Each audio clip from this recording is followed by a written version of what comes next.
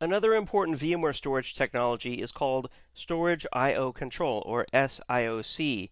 The job of SIOC is to prevent slowdowns in the storage infrastructure. SIOC is especially important for shared storage because without storage I/O control, as you see on the left-hand side of the graphic, your critical virtual machines like an online store or Microsoft Exchange could be slowed down by less critical traffic going to the shared storage array, such as that from a data mining server or a print server. That type of traffic, honestly, is low priority because end users don't typically expect it to execute within a second or two, versus an online store, for example, or an e-commerce site where they expect immediate response.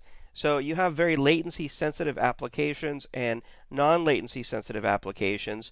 And once you enable storage I/O control, as you see in the graphic on the right-hand side, you can mark the virtual machines that you deem most critical. In this case, they're marked with VIP, and those virtual machines are allowed at least fair access to the storage array. So one I/O intensive but low latency server like the data mining server can't monopolize the storage array from all the other virtual machines. Now, something else you can do with storage I/O control is that you can assign storage shares to the virtual machines. For example, these highly critical virtual machines such as Microsoft Exchange or the online store, you can give them more storage resources through storage shares than the other virtual machines, and not only will they get fair access, they'll actually get priority access to the shared storage. Enabling storage I/O control is very easy to do. Let's go over to the vSphere web client and I'll show you how.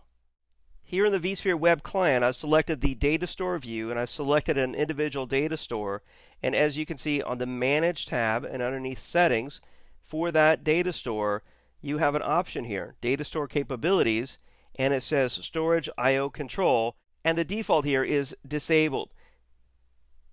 However, all we have to do here is go in, click Edit, and simply check the box here to enable Storage I/O Control, and then Storage I/O Control is effective for that entire data store, no matter which virtual machines are stored on it. When I enable Storage I/O Control, I can select the congestion threshold. Basically, Storage I/O Control doesn't kick in until there's some level of congestion, but you define what that level of congestion is. So it could be a percentage of peak throughput, or it could be a manual latency value that you configure here yourself. So the congestion threshold is going to vary from company to company, but it's important to see just how easy it is to enable storage I/O control, which will ensure that all virtual machines running on a data store in the VMware vSphere infrastructure receive at minimum fair access to a data store, or if you assign storage shares to those virtual machines, they can receive priority access to the storage I/O path to access their files they need on a shared storage array that's part of a VMware vSphere infrastructure.